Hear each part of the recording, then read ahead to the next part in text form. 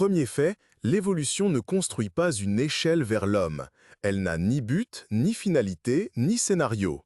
C'est un réseau infini et ramifié de décisions où ne gagne pas le plus complexe, mais ce qui fonctionne ici et maintenant. Quand la tétra des cavernes mexicaines s'enfonce dans l'obscurité éternelle, ses yeux ne deviennent qu'une dépense d'énergie. Et des générations plus tard, elle naît aveugle, compensant la vue par une ligne latérale hypersensible et l'odorat. Les poissons des glaces antarctiques vivent avec un sang quasi transparent. Ils ont perdu l'hémoglobine et les globules rouges, mais ont développé des protéines antigel et économisé sur le système coûteux de transport de l'oxygène. Dans l'eau glacée, il y en a de toute façon beaucoup. Les myxozoaires parasites, proches des méduses, se sont réduits à de minuscules sacs avec un minimum d'organes. Plus c'est simple, plus la reproduction dans le corps de l'hôte est rapide. Les oiseaux insulaires oublient encore et encore de voler. Quand il n'y a pas de prédateurs sur l'île, les ailes deviennent un lest et les futurs kiwis ou kakapos marchent sur le sol. Même dans la lignée humaine, il n'y a pas eu d'augmentation continue du cerveau. Le Homo floresiensis avait un cerveau plus petit que le nôtre, mais l'archéologie trouve des outils et des traces de chasse. L'intelligence n'est pas égale au volume. Les baleines ont perdu leurs membres postérieurs, mais ont acquis un propulseur caudal et un sonar. Leurs os pelviens sont restés des vestiges et ont servi d'encre pour les muscles. Souvent, une défaillance est gagnante. Les mutations qui désactivent le récepteur Duffy sur les globules rouges protègent des millions de personnes du paludisme à Plasmodium vivax. La perte est aussi une adaptation. Le tableau de l'évolution n'est pas une marche, mais une danse avec l'environnement. Un pas en arrière, un pas sur le côté, parfois une pirouette, et chaque mouvement est justifié par les conditions dans lesquelles il se produit. Fait numéro 2. Vos cellules sont des alliées migrantes. Chacune abrite une ancienne bactérie et des traces de virus ancestraux sans lesquels vous ne seriez tout simplement pas né. Les mitochondries sont des descendants d'alpha-protéobactéries qui ont colonisé l'ancêtre eucaryote il y a environ 1,8 à 2 milliards d'années. Elles possèdent leur propre ADN circulaire, des ribosomes bactériens et une double membrane, comme un invité autrefois avalé. Avec le temps, une part importante de leurs gènes a migré vers le noyau et maintenant des centaines de protéines mitochondriales sont synthétisées dans le cytoplasme et importées à l'intérieur via des portes protéiques spéciales. En réalité, l'organelle est devenue une usine d'énergie semi-dépendante. Il en va de même pour les chloroplastes des plantes. Ce sont des cyanobactéries apprivoisées. Et chez certaines algues, les chloroplastes sont même tétramembranaires, signe d'une ingestion secondaire d'un eucaryote photosynthétique déjà existant. Pourtant, la règle n'est pas absolue. Un organisme unicellulaire, monocercomonoïde, a été découvert qui ne possède absolument aucune mitochondrie. Il a développé des voies alternatives pour des réactions cruciales et vit sans le symbiote énergétique. La proportion d'ADN viral dans le génome humain est d'environ 8%. Ce sont les restes de rétrovirus qui ont jadis infecté nos ancêtres et se sont installés pour toujours. L'un de ces cadeaux est constitué par les protéines de la famille des syncytines, d'anciennes enveloppes virales qui fusionnent désormais les cellules du trophoblaste et contribuent à la formation du placenta chez les mammifères. Même l'immunité adaptative, capable de tester des millions de variantes d'anticorps, est, selon l'évolution moléculaire, née d'un élément génétique mobile domestiqué en enzyme RAG. Nous sommes littéralement chimériques. En nous résonnent les voix des bactéries et des virus, et ce sont leurs anciens accords qui ont créé la complexité que nous appelons l'être humain. Troisième fait, l'évolution n'est pas un ingénieur avec un plan clair, mais un bricoleur qui répare au fur et à mesure avec ce qu'il a sous la main.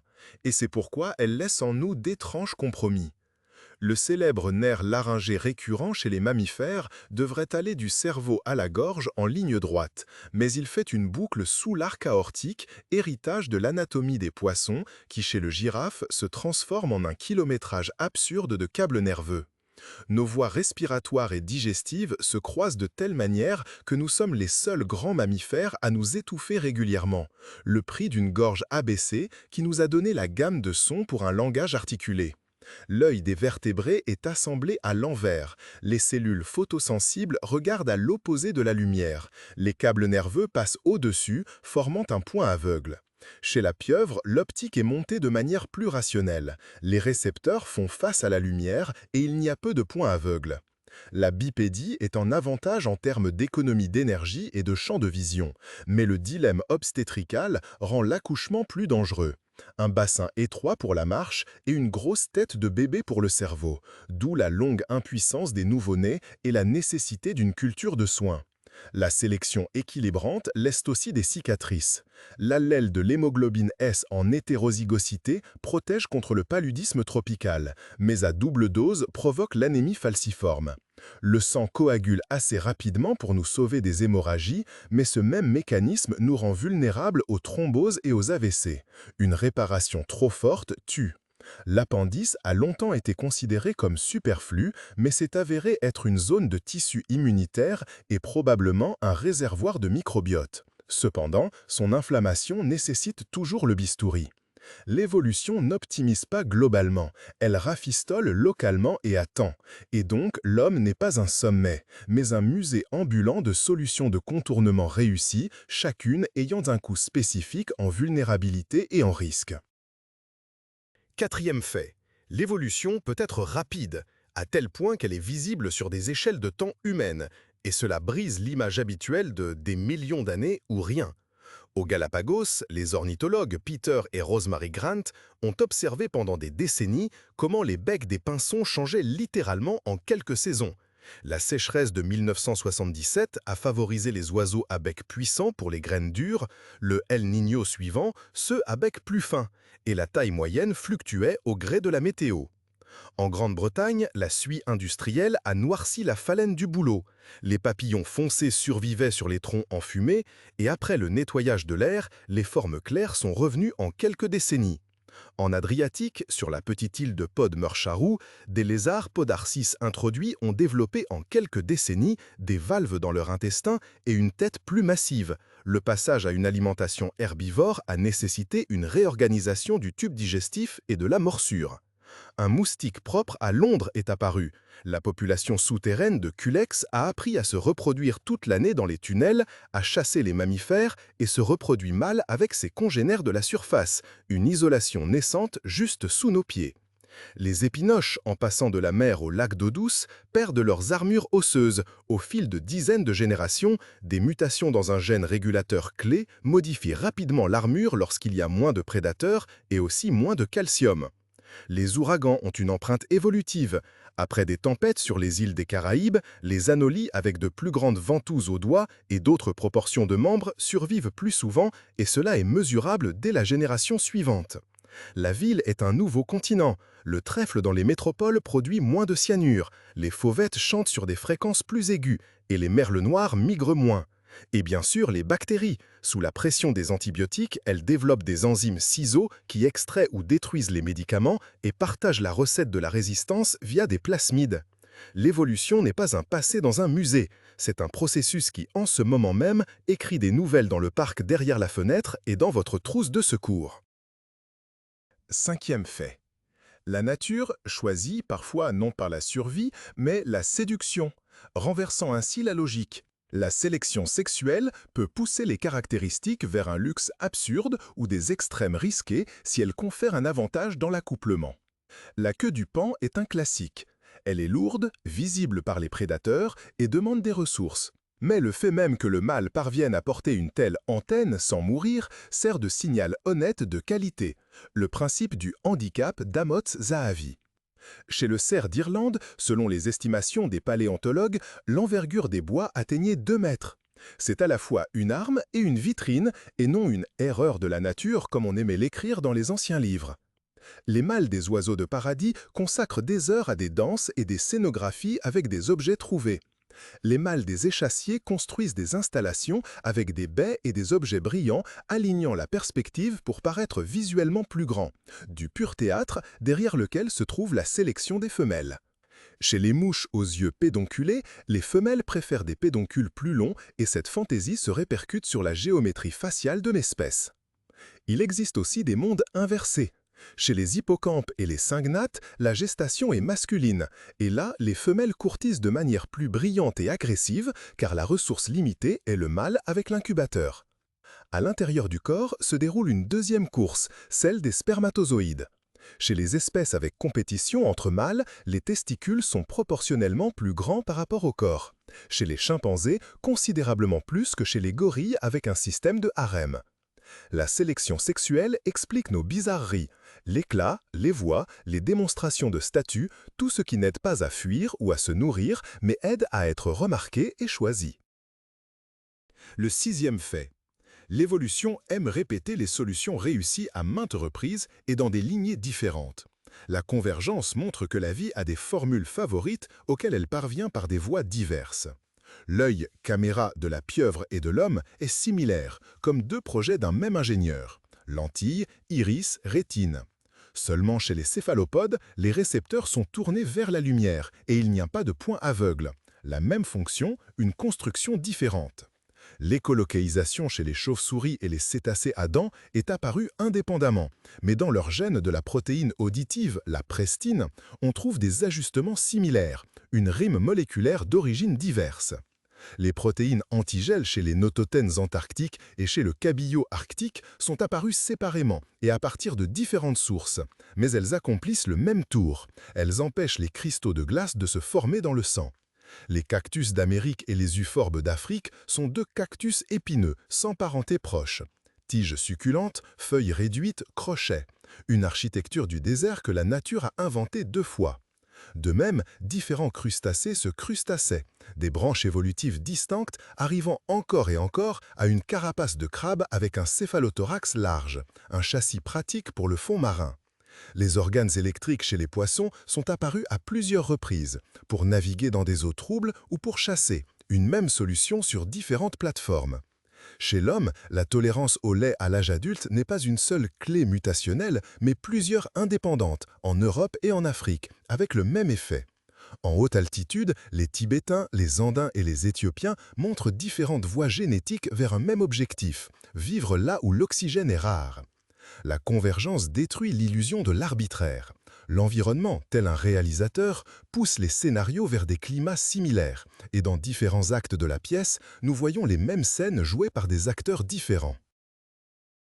Un mythe répandu affirme « l'homme descend du singe, donc les singes sont des nous sous-développés ». La vision scientifique est différente et bien plus intéressante. L'homme et les grands singes actuels sont des branches cousines, séparées d'un ancêtre commun, il y a plusieurs millions d'années, estimé aux alentours de 6 à 7 millions d'années. Le chimpanzé n'est pas le passé, mais un contemporain comme nous, adapté à sa propre niche. Il possède sa propre mosaïque d'adaptation, de la structure de sa main à sa dynamique sociale.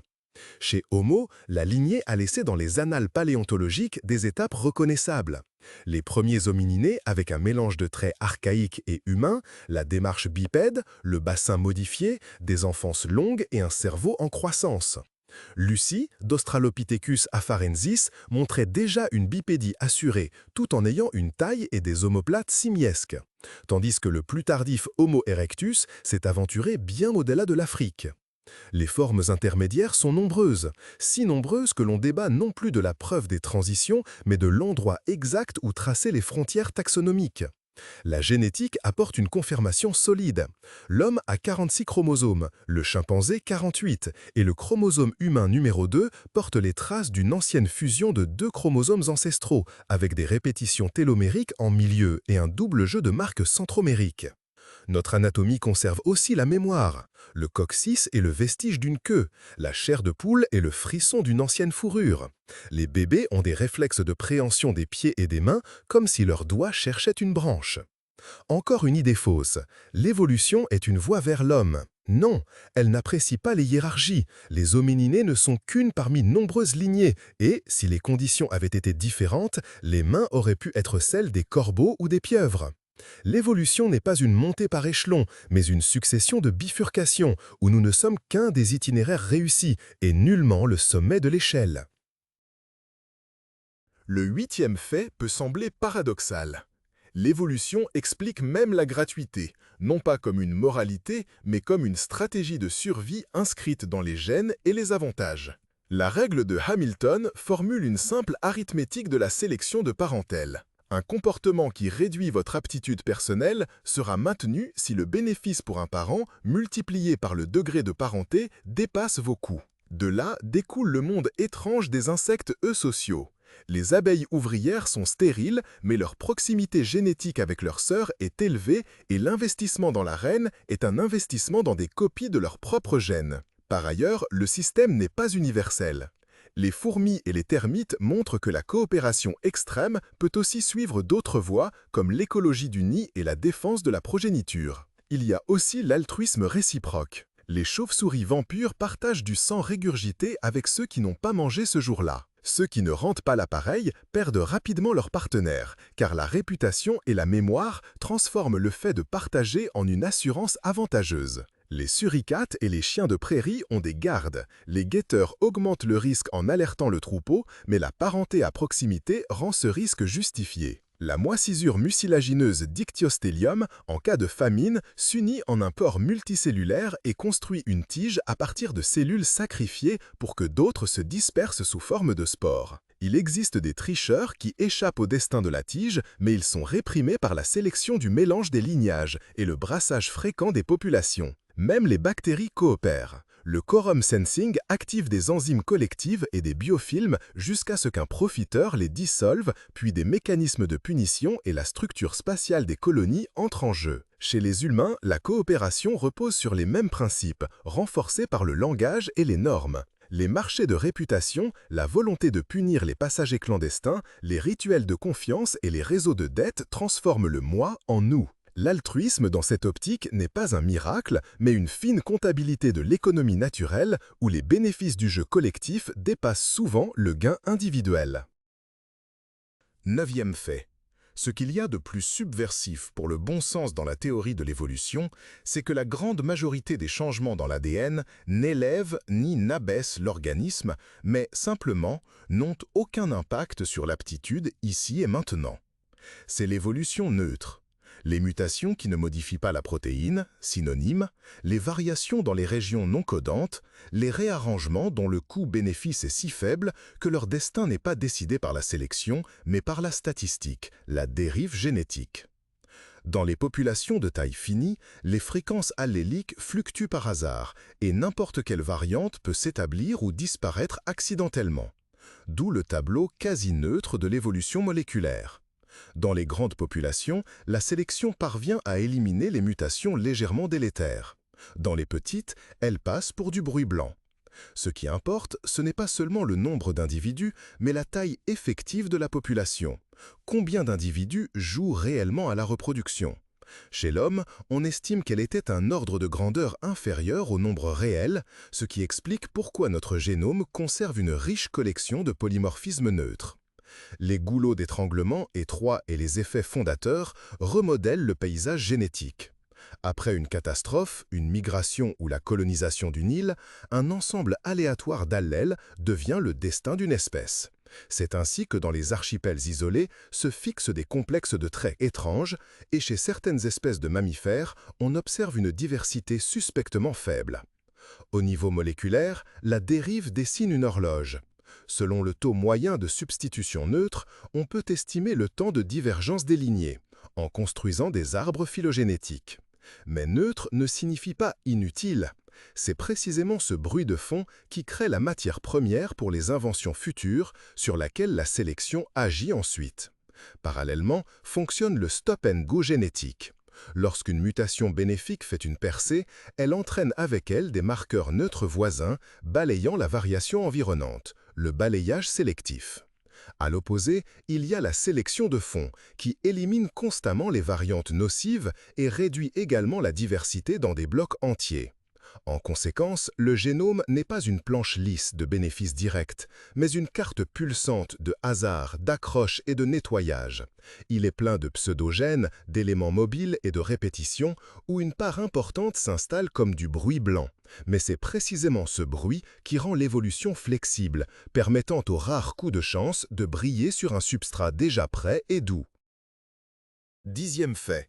Nous avons l'habitude de dépeindre l'évolution comme un arbre. Mais il arrive que les branches non seulement divergent, mais se rejoignent à nouveau, transformant l'image en un réseau. Chez les plantes, c'est presque évident. La polyploïdie, le doublement, voire le triplement des jeux de chromosomes, peut instantanément isoler un hybride des lignées parentales et engendrer une nouvelle espèce en une seule génération. C'est ainsi qu'ont vu le jour des géants cultivés comme les blés d'origine complexe ou le colza, des constructeurs génomiques avec 2 ou 3 parents. Chez les animaux, l'hybridation n'est pas aussi fulgurante, mais elle fonctionne réellement comme un canal de nouveautés. Chez les papillons Heliconus, les zones hybrides et l'échange de génomes transportent les motifs des ailes entre espèces. Chez les canidés américains, l'introgression entre coyotes et loups est décrite depuis longtemps, formant des populations hybrides aux nouveaux ensembles de comportements.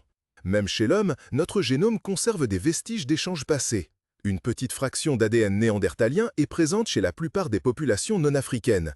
Et chez les habitants du plateau tibétain, un régulateur clé de la réponse à l'hypoxie provient, selon les données génétiques, d'une ancienne lignée dénisovienne, un exemple d'introgression adaptative où un gène étranger aide à survivre en altitude. Dans le monde des microbes, le tableau est encore plus radical. Le transfert horizontal de gènes via des plasmides, des virus et de l'ADN nu rend l'évolution bactérienne semblable non pas à un arbre, mais à la gestion des câbles d'un centre de données où des modules de fonction sont échangés entre espèces. Ainsi se propagent les enzymes de résistance aux antibiotiques ou les astuces métaboliques. Parfois, même les animaux attrapent des gènes étrangers. Des exemples de transfert de champignons à des pucerons, leur permettant de synthétiser des caroténoïdes, ou de bactéries à des nématodes parasites, leur donnant un arsenal d'enzymes pour détruire les parois cellulaires des plantes, sont connus. La spécification, dans cette optique, n'est pas une pure ligne de front, mais une dynamique d'équilibre entre divergence et mélange. Il existe des continus annulaires et des zones hybrides où les espèces sont aussi la géographie des flux géniques. L'idée est choquante, car elle brise l'image de boîte hermétique. L'évolution est aussi un commerce de plans, où un module réussi peut franchir la frontière et devenir immédiatement le carburant du prochain cycle de diversité.